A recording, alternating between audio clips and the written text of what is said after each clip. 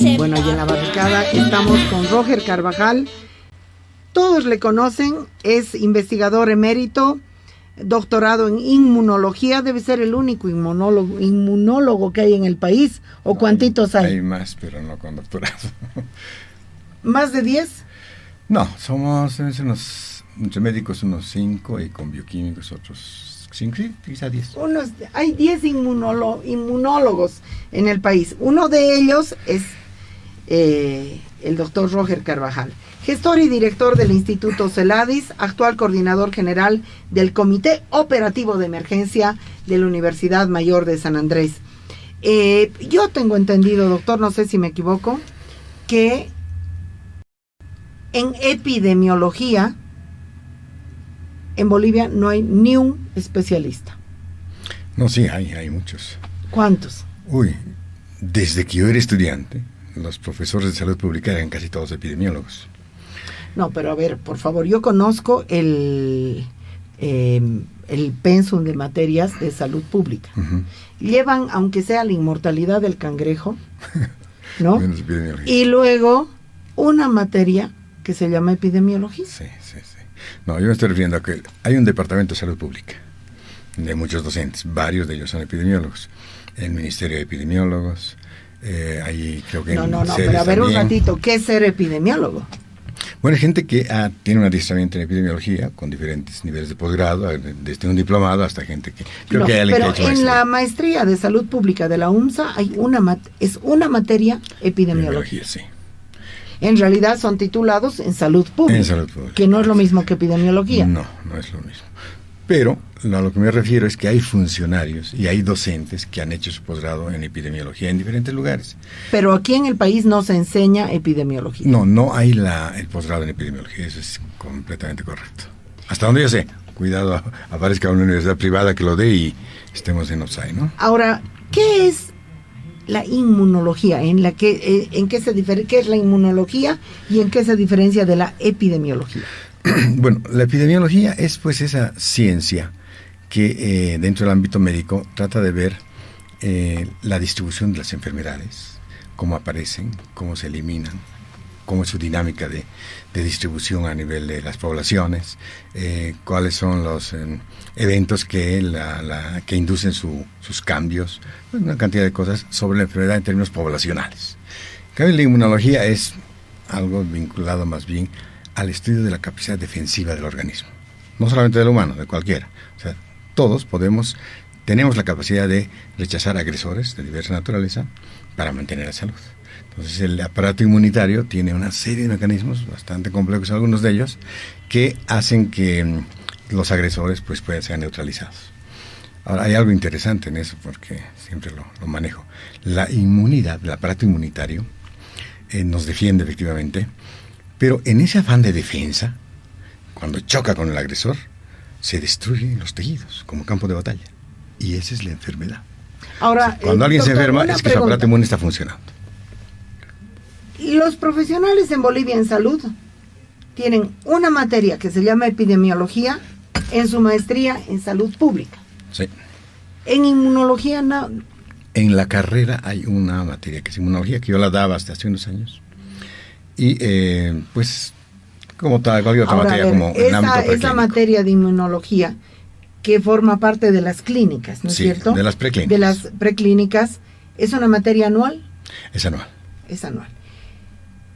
¿Es insuficiente? Totalmente insuficiente. Bueno, lo dice un inmunólogo. Ven así, por aquí pasó la materia. Sí, muy poquitas horas. Lo que pasa es que en el departamento de medicina, de medicina, que es donde está la materia, hay una multitud de otras materias y todos queriendo ocupar el espacio y el tiempo de los estudiantes, que es corto. Y ahí es una especie de competencia. Entonces, nuestros estudiantes de medicina y nuestras estudiantes de medicina, hay muchas cosas de las cuales tienen conocimientos muy superficiales. Muy superficiales y claro, dependiendo de la importancia para la práctica clínica, para ir donde tienen que estar, unas materias debieran ponderarse más. No es porque yo soy inmunólogo, pero el no conocer la relación del hombre con la naturaleza a nivel biológico es clave para no entender la enfermedad. No se entiende la enfermedad sino desde el punto de vista inmunológico. Lo que les decía hace un rato, por ejemplo, pueden decir, cuando uno se pincha un dedo y se le hincha y se inflama y se infecta. ¿Es normal o es patológico? Es normal. Patológico sería que no se le inflame, que no se destruya, ¿se acuerda? Bueno, ese tipo de mecanismos tienen que entenderse. Es que ¿no? yo quiero entender por qué en Bolivia no pensamos. Porque doctor, usted puede ser muy PhD, lo que quiera, puede ser emérito, vivir de expresar conocimiento, pero en Bolivia no hay conocimiento. Y creo que la pandemia nos ha puesto así contra la pared. En Bolivia no pensamos. Tenemos una universidad pública sin pensamiento. Sí, yo daría razón en gran parte. O sea, no es una preocupación investigación inmunológica en Bolivia hay 0,0. No, sí la teníamos, sí, abundante. ¿Qué investigación en inmunología hay? Lo que pasa es que a lo mejor no se visibiliza, porque los productos siempre están en revistas científicas. Pero yo creo que una de las cosas importantes de la investigación debiera ser que tiene capacidad de transformar. No, pero ¿qué investigación estamos haciendo en Bolivia? Uy, a ver, la de mi laboratorio. En inmunología. De mi laboratorio, Benedicto. Estamos trabajando sobre inmunomoduladores naturales. Productos que pueden modificar la respuesta inmunitaria y evitar el daño. Varios tenemos. Pero, doctor, ¿por qué? Es inmunología. Estamos con el doctor Roger Carvajal. ¿Por qué Cuba ha podido producir, ya está en la fase 3, de 2 vacunas contra la pandemia? Y ningún otro país de la región se ha dedicado sino a importar vacunas o a producirlas en su sede, porque tanto Argentina como Brasil están produciendo vacunas. Pero es bajo patente de afuera, ¿no? Bajo patente de afuera, ¿qué quiere decir? La propiedad sobre el conocimiento. No maquila, simplemente. Sí, eso es extremadamente importante. ¿Por qué Cuba tiene un instituto de biología molecular e ingeniería genética gigantesco, que ha hecho una cantidad de aportes monumental, y nuestros países no? Esa es la gran pregunta, ¿no es cierto? Yo creo que eso es parte de una política de Estado. Cuba, y creo que esto viene desde Fidel, se han planteado que la ciencia, y particularmente la ciencia en la salud, es extremadamente importante para, sus motivos de manejo de la salud, pero también para generar recursos que pudieran ser importantes para este control.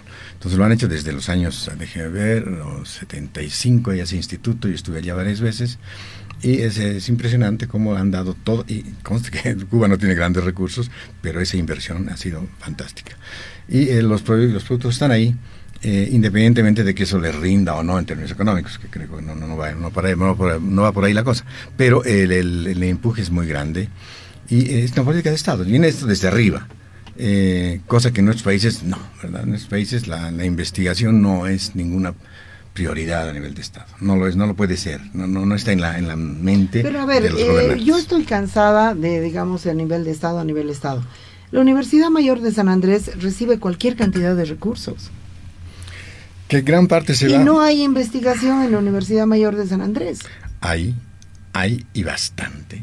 Lo que pasa es que no se visibiliza y es un error. Pero a ver, una investigación que dé como aporte, por ejemplo, en la cuestión de la pandemia, mi percepción es que la Universidad Mayor de San Andrés no ha orientado, ha cerrado sus puertas, ha seguido, es decir, no ha dado servicio de salud a su población, ni docente, ni estudiantil, ni nada. No han hecho nada. Esa es su percepción, pero no es. ¿Qué han hecho? Por favor, dígame. A ver, el Instituto Celadis ha efectuado análisis en principio de la población universitaria sobre la presencia del virus en la región nasofaringea por 2 métodos, el PCR, el antígeno nasofaringeo, y ahora está haciéndolo con el LAMP. Son técnicas que se han no desarrollado, pero se han adecuado. Y lo único que han hecho es utilizar los tests importados. No han producido un test. Ahora ahí va la cosa, esa es la parte importante que habría que saber. En el Instituto Celadis se tenía la idea de hacer se llama in-house, un procedimiento. Pero ¿qué pasa? necesitamos cierto equipo, por ejemplo un sintetizador de oligos, un aparatito que sintetiza unas secuencias. No lo tenemos. ¿Cómo hacerlo? Había que mandar a Bélgica. ¿Por qué no tenemos ese aparato? Porque dentro de la política de compra de insumos, de equipos, no está eso. Nosotros si compramos equipos como instituto es porque hacemos proyectos para otros que nos traen y con eso hacemos servicios. No lo hace la propia universidad. Y eso que el CELADIS, donde yo trabajo, genera sus propios recursos, pero gran parte se va a los gastos que tiene la facultad. Entonces, ahí hay una dinámica que es digna de guerra. ¿Cuál es el presupuesto del CELADIS? El CELADIS genera alrededor de $1 millón al año. Pero gasta en su propio funcionamiento, digamos, 800,000. Tiene 200,000 de ese excedente y 100,000 se va a la facultad y otros 100,000 todavía están juntándolo para hacer otras estructuras. Pero así, como me toca a mí, soy el que ha ideado el CELADIS, como lo hemos propuesto, es que todos los excedentes sean para investigación. No, señor.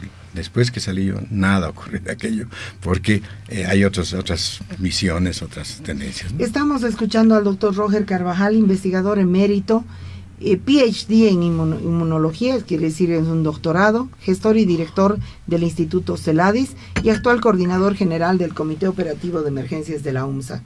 Doctor, yo le voy a pedir un análisis sobre el carácter colonial de las vacunas. La distribución de vacunas, la producción de vacunas. ¿Cuál es el costo que va a tener para Bolivia la compra de todas estas vacunas? ¿Cómo se van el poder farmacéutico supraestatal mundial, cómo está multiplicando su poderío económico? ¿Tiene usted esa visión? Sí, a ver, vamos a ir desde el principio. La investigación sobre vacunas es una investigación antigua, larga, múltiple, muchas universidades, muchos investigadores, que terminan dando líneas que van juntándose hasta que se tienen productos, y luego la agarra la empresa y lo captura y produce.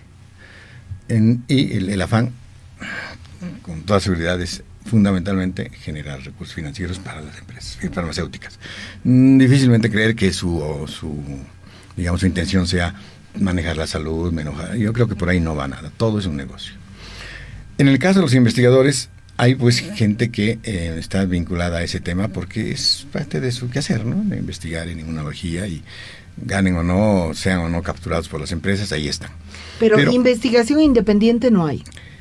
En el mundo. En universidades sí existen varias. Hay centros, por ejemplo, en la India donde investigan lo que tienen, pero como el financiamiento siempre viene o del Estado o de la empresa, de alguna manera se tienen que Pero vincular. ¿cuál es el financiamiento de la investigación mayor hoy en el mundo? ¿Es un financiamiento empresarial? Es del Estado, yo diría que va un miti-miti, bueno, por hacer un estimado, y las empresas ya en la parte final de las investigaciones, no al inicio. Al inicio investigación básica, ciencia básica. Y ya cuando eso va a dar productos, pues las empresas compran ese conocimiento y se lo llevan. O sea que las universidades del mundo están produciendo conocimiento que luego es secuestrado por las empresas. Es siempre así, aunque sean empresas estatales, como el caso de Rusia y China. En el caso del CELADIS, lo que investiga el CELADIS es independiente, o ustedes en realidad son una especie de peones, maquiladores de investigación para las grandes transnacionales. Yo le voy a poner el ejemplo de agronomía. En agronomía les interesa que investiguen ciertas cosas, son las únicas tesis que se pagan a los jóvenes y a las jóvenes, se les paga muy mal, pero ellos terminan siendo los peones que hacen el trabajo de campo para las empresas que absorben ese conocimiento. Así es. ¿Qué pasa en el caso del CELADIS? Bueno, precisamente cuando concebimos el CELADIS, nos tratamos de sacudir de esa dinámica. Por eso es que dijimos, vamos a hacer servicios y vamos a generar excedentes con los que vamos a hacer investigación para que no tengamos que estar volviendo a nada. ¿Cuál es la realidad? En la actualidad, gran parte de las investigaciones vienen vía IDH. Y el IDH es un montón que le da el Estado a la universidad y la universidad dispone en base a fondos concursables. ¿Cuánta platita hay para investigar con IDH? ¿O había en las mejores épocas? En las mejores épocas. No va a haber. Sí, había unos buenos millones en la UMSA, ¿no?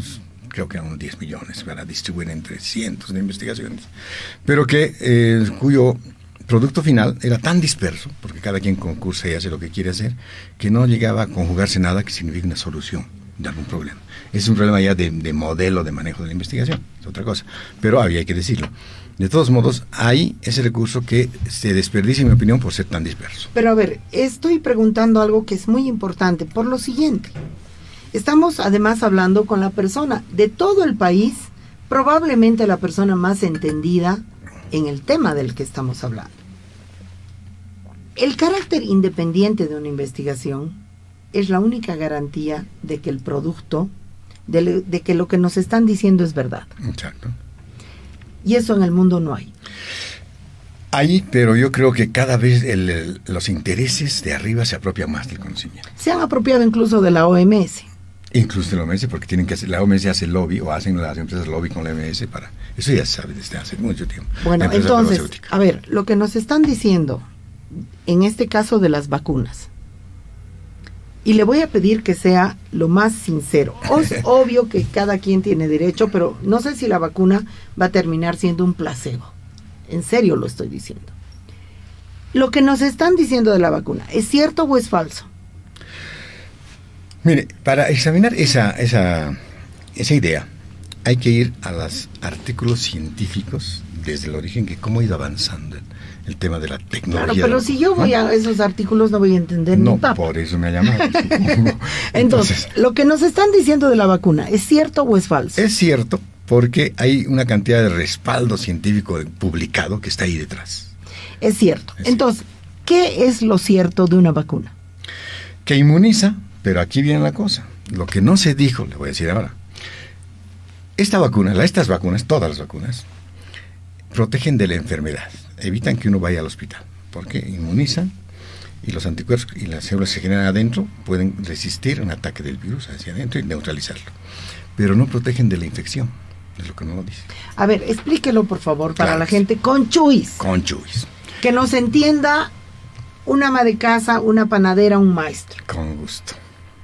Mire, todos saben que esta vacuna la inyectan por el músculo, ¿verdad? El deltoides. Entonces entra la vacuna, que puede ser ya sea un virus muerto o ya sea un código genético que va a hacer que sinteticemos adentro el antígeno del virus, y se difunde y el aparato inmune monta una respuesta múltiple, porque ahí hay anticuerpos, hay células y todo dispuesto en número y en cantidad a que cuando entre el virus vivo lo elimina, lo controla, lo neutraliza. La vacuna no inhibe el contagio. Ahí va, déjeme terminar para darle forma a la cosa. Entonces, eso, si el virus entra al organismo, al interior, entonces es neutralizado. O sea que la enfermedad puede darse levemente, pero gravemente no. Los datos que muestran las empresas, 100% de protección. A ver, tenemos que entender, la vacuna, si te vacunas, ¿te puedes contagiar? Sí, ahí va la cosa. Déjenme ver esta parte, déjenme mostrarles los chuis, ¿sí? Miren, cuando el virus entra por vía nasal, como el virus natural, como lo aspiramos, entonces se monta una respuesta llamada secretoria en las mucosas. De modo que en la siguiente vez que viene el virus, ya en la mucosa hay un anticuerpo esperando y no lo deja ni siquiera tocar la mucosa al virus. Y cuando uno monta una vacuna llamada esterilizante, que todavía no hay esas vacunas, se están trabajando, entonces la vacuna viene por vía nasal. Entonces se monta una respuesta inmune secretora en las mucosas que hace que estos anticuerpos llamados IgA neutralicen el virus antes de que entre. No le dejan tocar. Eso no está pasando. Eso no está pasando ahora. Por lo tanto, podemos infectarnos, podemos seguir diseminando el virus con la vacuna. No es ninguna garantía. Ya, entonces, te vacunas, pero te puedes contagiar. Te vacunas, pero puedes contagiar. Sí. Entonces, ¿para qué te vacunas? Para evitar la enfermedad grave. Para evitar la enfermedad grave. Exacto. ¿Usted se va a vacunar? No, porque tengo anticuerpos por cantidades. Me acabo de hacer el análisis hace 2 días. Y tengo anticuerpos más que lo que tendría con una vacuna, porque me he estado inmunizando de manera natural, seguramente muy expuesto al lugar y no me voy a inmunizar. ¿Y no se va a vacunar? No tengo necesidad. Porque tengo... ¿O tiene miedo? No, mi miedo no. Si hubiera un excedente de vacuna y aparece que todo el mundo se ha vacunado y ahí está, pues me la pongo, pero no es una Ahora, condición. ¿cómo sabe uno si o una si necesita o no necesita la vacuna. ¿Cuál sería el análisis alternativo que una vez se puede hacer? Porque hay dudas especialmente con AstraZeneca, que voy a entrar a eso. Sí. Además, AstraZeneca Oxford, ¿no? O sea, una universidad, el nombre de una universidad prestigiosa medieval, que sigue siendo medieval de alguna manera, empujando la vacuna del Reino Unido, una de las potencias mundiales. Estamos frente al peor momento de la historia del capitalismo, creo yo. A ver, doctor, ¿cómo sabe cualquiera si tiene los anticuerpos que usted tiene? ¿Qué análisis hay que hacerse? ¿Y dónde uno se puede hacer ese análisis? ¿Cuánto cuesta para saber si tiene anticuerpos o no? Sí, ese análisis se lo hacen en muchos hospitales y laboratorios donde hacemos lo que se llama ELISA cuantitativo, es en el CELADIS, y ahí nos dicen cuánto anticuerpo tenemos respecto a un control. En el caso mío, por ejemplo, el control positivo es 9 y yo tengo 90. O sea, estoy muy contento de tener esa concentración de anticuerpos. Pero se puede manejar un criterio de límite crítico, donde decir, usted tiene anticuerpos, no necesita vacunarse. Pero sería muy caro poblacionalmente hablando. ¿Cuánto cuesta ese análisis? Como 120 bolivianos. 120 bolivianos, pero sería muy útil para mucha gente. Para mucha gente. Sería muy útil para mucha gente, porque estamos muy preocupados y muy preocupadas. Ahora,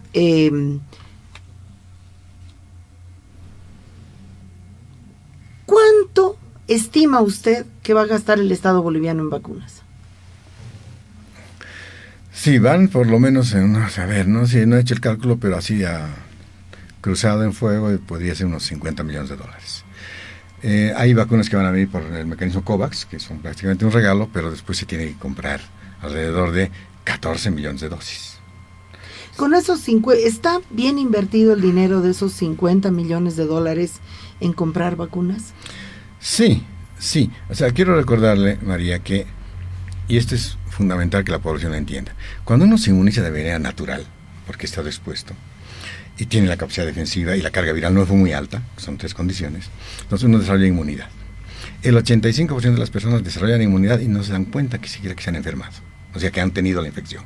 El aparato inmune respondió, no hay expresión clínica. Entonces, en cambio, con la vacuna se eleva eso al 90% solamente. Hay un 5% de diferencia. No es mucho. Yo le voy a decir una cosa, ¿no? Yo tuve una reunión en el Ministerio de Salud para solicitar la vacunación de las trabajadoras sexuales. Y vino el epidemiólogo de ese momento responsable del Ministerio de Salud y yo le dije, ¿cuándo nos va a tocar vacunarnos? No sabemos. ¿Cuánto tiempo de inmunidad nos va a dar la vacuna? No sabemos. ¿Van a vacunar a la totalidad de nosotras, en ese caso las trabajadoras? No sabemos. Estamos yendo como humanidad, como rebaño, a un proceso incierto. Sí, en cierta forma es así. No sé, por ejemplo, el tema de cuánto dura la inmunidad es algo que no se sabe. ¿Por qué? Porque es un tema de mucha variabilidad biológica. Dice, pero entonces están jugando con nosotras con un placebo. No es así. El placebo es algo que le dan agua, que le hacen creer que le han dado algo. No, se le está dando vacuna a la gente. Pero hay población, que es interesante, María. Cuando uno inmuniza, o cuando uno se infecta, y uno le mide anticuerpos a la población, hay un 20% de gente que no hace anticuerpos, pero tampoco se enferma. ¿Qué pasó? Hay otras células que ponen en su lugar y causan la defensa. Entonces, cuando uno dice... Ahora, dígame 3 motivos por los cuales esos 50 millones de dólares que le hacen falta para otra cosa al sistema de salud... Muchísimo. O que le hacen falta para otra cosa al sistema de la inteligencia boliviana, están bien invertidos en vacunas. Dígame 3 razones. La razón más importante, empecemos, es que de lo que se trata es evitar un pico que haga que otra vez haya gente que requiere terapia crítica y no tenemos la capacidad de respuesta. Bolivia no la tiene. Hay 70, 80 camas cuando se requiere cientos o miles de camas para terapia crítica y la gente se muere en sus casas. Entonces, de lo que se trata a nivel mundial es evitar gente que vaya a la terapia crítica. Ahora, y esa es la ganancia mayor. Estamos hablando con la persona más entendida en inmunología. En inmunología, precisamente la inmunidad que puede ganar la población boliviana. como población ya no digo como individuo, como población, no sé si me equivoco, pero tengo entendido que estamos muy cerca de Brasil. Sí, la frontera. Que el virus está muy agresivo en Brasil. Otras personas hablan de una nueva cepa brasilera. P1. Y tercero, que no, yo le estoy hablando desde la ignorancia, por favor, le pido disculpas en eso. Yo tengo entendido que no sirve vacunar a la gente y mezclarla con personas no vacunadas, sino que habría que hacer una especie de cuarentena, vacunar y luego flexibilizar. Sí, se trata de constituir una barrera biológica, pues, para que el virus no circule. De que nada sirve que un grupo se vacune y otro no, porque la circulación del virus va a continuar. Por favor, dígamelo de nuevo. De nada sirve que un grupo se vacune y otro no, porque no se constituye esa barrera biológica que queremos para que el virus no tenga dónde circular. Va a circular entre los que no se han vacunado y entre los que se han vacunado también, porque aquellos son vectores, y entonces no se va a resolver el tema. Tiene que ser vacuna con total cobertura, tiene que inducirse para que tenga el efecto poblacional. Y entonces, cuentagotas de vacunas que estamos recibiendo, ¿es un placebo? No es un placebo, pero no va a tener la efectividad que quisiéramos. Ojo, la eficacia de las vacunas se ha investigado ya, las empresas, las universidades que han formado esto. Pero la efectividad, o sea, la capacidad de controlar la pandemia la tenemos que investigar en cada país. Bueno, entonces, ¿qué vamos a hacer como población? ¿Estamos vulnerables? Sí, lo que pasa es que, a ver, pareciera ser un tema de organización y de economía del Estado, del gobierno, de que no está pudiendo traer grandes cantidades para cubrir toda la población. Y eso tiene aparentemente un otro motivo, que es que no hay disponibilidad de la vacuna suficiente. En este momento, en Europa están queriendo hacer una disposición para que no salga la vacuna de Europa. Pero entonces hay una especie de eugenesia en el orden mundial, es decir, hay poblaciones que valen más que nosotros. Sí. Porque nosotros no estamos pagando menos por las dosis que la que paga un británico, que la que paga un alemán, que la que paga un italiano. Exactamente, tenemos que pagar lo mismo y nos va a llegar después y a cuentagotas, porque no tenemos la capacidad de competir con ellos, porque además ellos la fabrican. Porque somos seres humanos considerados de menor valor en escala mundial. Eso es parte de un hecho mundial que siempre ha ocurrido y parece que ahora ocurre más con este tipo de circunstancias, ¿no? Donde a la hora de competir, pues Inglaterra dice, para mí todas las vacunas porque lo he hecho yo. En una conclusión así, lo correcto es decir, la única vía importante ha sido la que ha tomado Cuba, producir su propia vacuna. ¿Por qué? ¿Por qué usted no ha tomado la decisión de producir la vacuna en Bolivia? Es extremadamente cara esa inversión. ¿Usted cree que Cuba tiene ese capital? Más que el capital, tiene las estructuras. Fíjese, para poder cultivar el virus necesitamos unos sistemas de bioseguridad llamados P4, carísimos, donde hay que andar como robot, y que el virus es de alta contagiosidad, de alto peligro, no hay tratamiento, entonces requiere un nivel de bioseguridad que es muy caro, y Cuba lo tiene, interesantemente, no obstante sus carencias. Es lo que hay que admirar, ¿no? Además, una cantidad de otros mecanismos, como por ejemplo utilizar una cantidad de población donde se hagan las pruebas. Aquí es extremadamente complejo manejar población. Hemos querido hacer unos experimentos con algunas plantas medicinales, pero se complica la cosa de una manera increíble. En cambio, ellos tienen ya un armazón, digamos, en su sistema de salud que les permite hacer investigación clínica sin ningún problema. Entonces, tienen facilidades, se las han construido. Y ahí está, es la consecuencia. Ahora, vayamos a lo que toda la gente que nos está escuchando está esperando. A Bolivia van a llegar la Pfizer, la AstraZeneca, la Sputnik y la China, que no me acuerdo qué se llama. Sinopharm. Las 4, por vías distintas, porque nos llegan cuentagotas de todo lado. ¿Cuáles son las diferencias entre las vacunas? Dígame en cuestiones, no me diga sino no me diga cosas raras, sino cosas que cualquiera entienda. Es realmente, más de 4 países han suspendido la Oxford AstraZeneca. Sí. Hablemos de esa primero. Ya.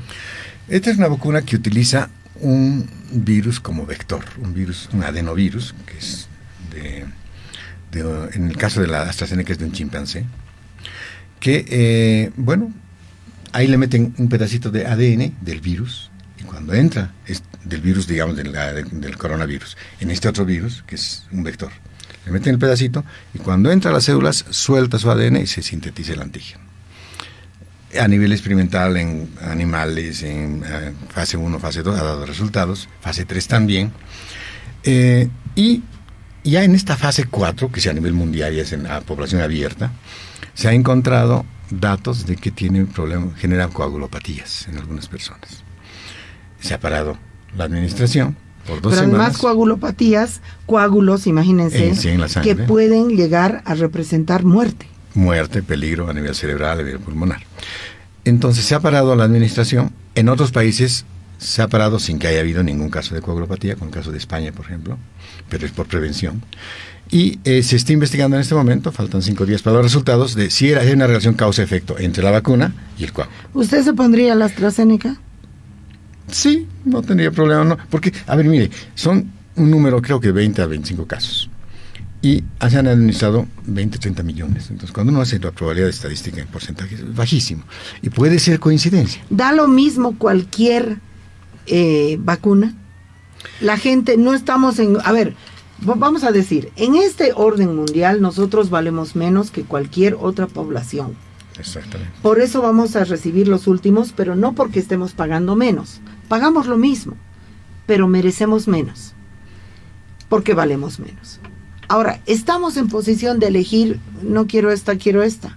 No, no se Es puede. obvio que Ese es un tema grave, porque va a venir lo que nos puedan dar, lo que podamos comprar.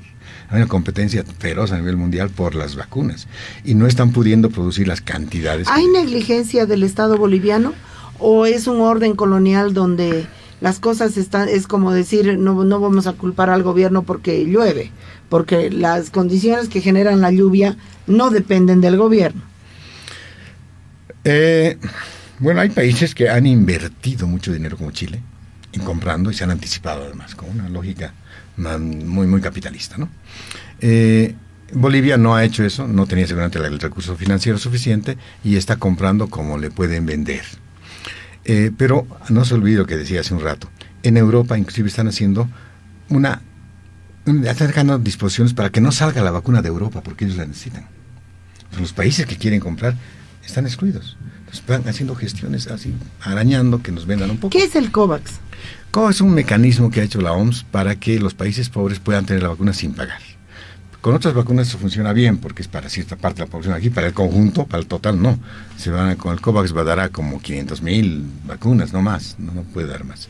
Entonces, eso nos va a cubrir una partecita nomás. Después hay que comprar. Ahora, respecto de la Pfizer, vayamos al problema de la Pfizer. La Pfizer necesita una refrigeración de 80 grados. Menos 80. Menos 80 grados centígrados, ¿no? Centígrados.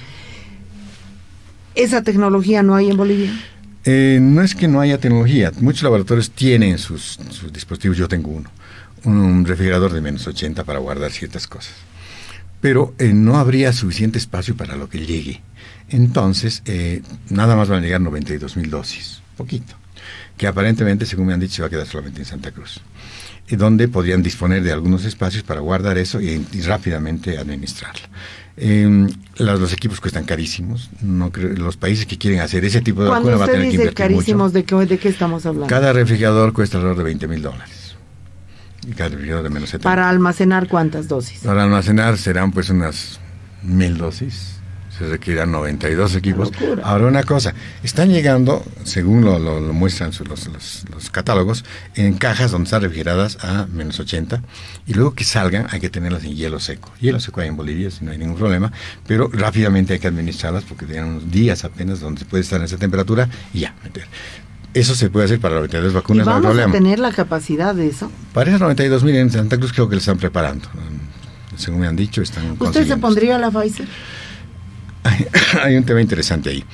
Cuando se comparan todas las vacunas y se ve que la capacidad de protección de la enfermedad grave, todas tienen 100% de protección, excepto la Pfizer que tiene nada más 75%.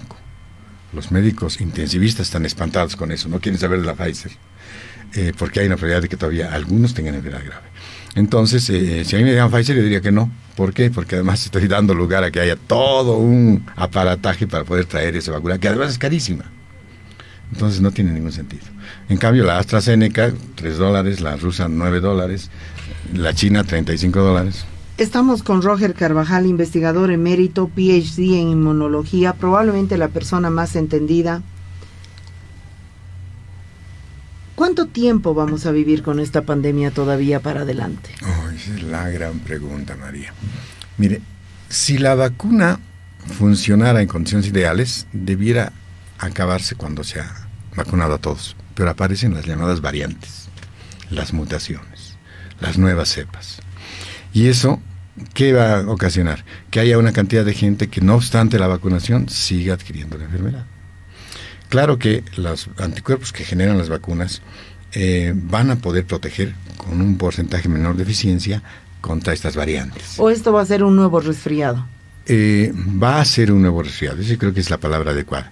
Va a seguir en el mundo este coronavirus dando problemas, cambiando, mutando, poniéndonos la vacuna cada año. Hasta que, y aquí viene un tema, el ser humano ha estado siempre sometido a virosis. Y bueno, la selección natural ha hecho que, en general, todas las especies que son susceptibles a los virus tengan capacidad de desarrollar respuestas que lo hacen más o menos inmune.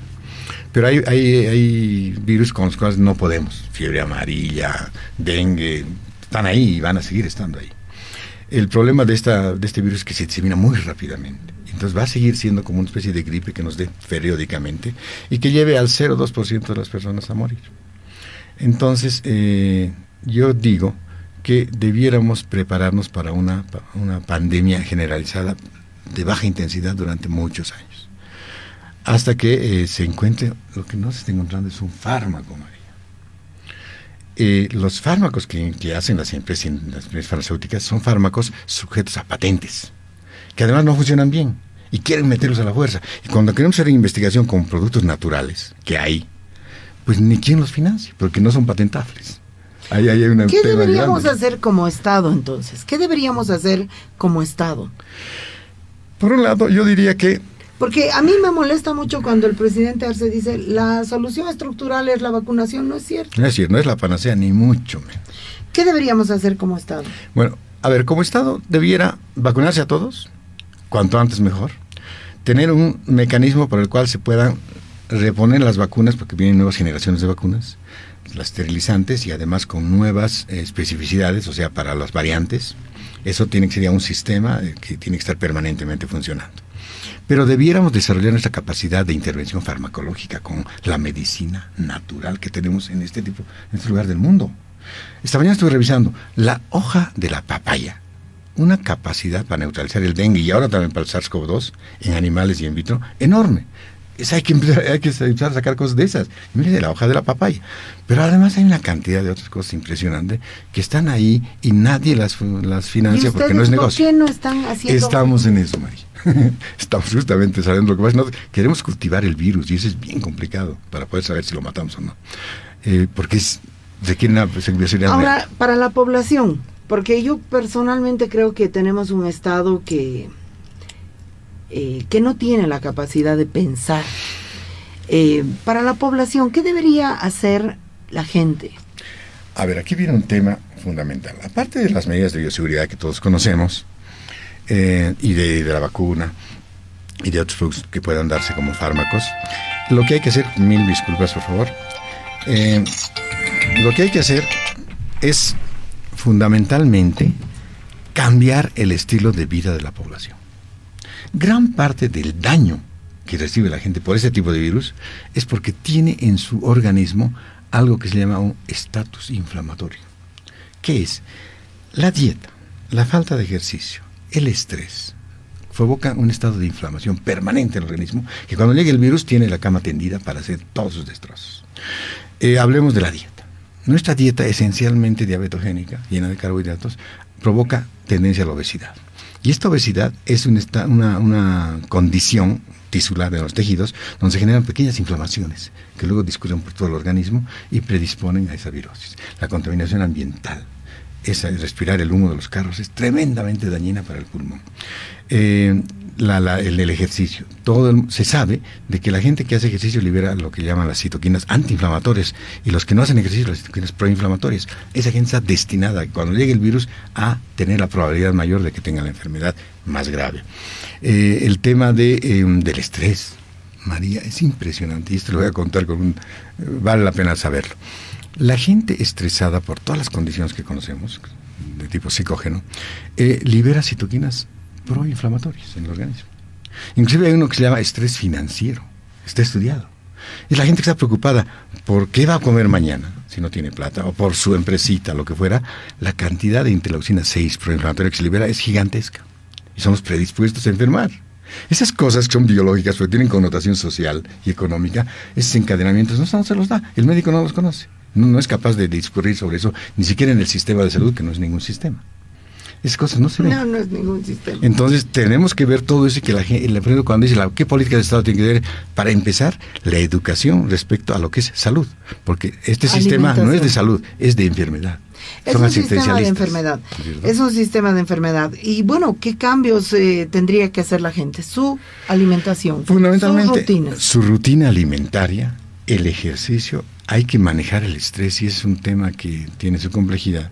Pero si la gente entiende que a la hora de hacer una preocupación autodestructiva, está dañándose, debiera tener la capacidad de manejo de eso. Claro, eso más depende del entorno social, donde puede estar sujeto a la criminalidad, al hambre y todo, ¿no? Es interesante que para hablar de pandemia volvemos a estilo de vida. Exactamente. Hay soluciones que no están en Oxford, que no están en Rusia, que no están en la China.